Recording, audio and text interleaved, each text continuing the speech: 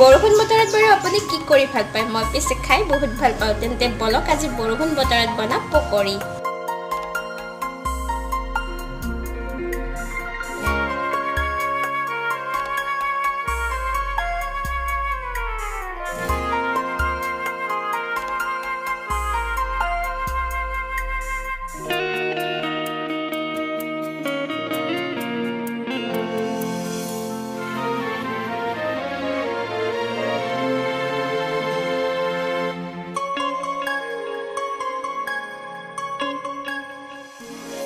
খৰা পাতে পাতে ফাগুন নামে পলাশ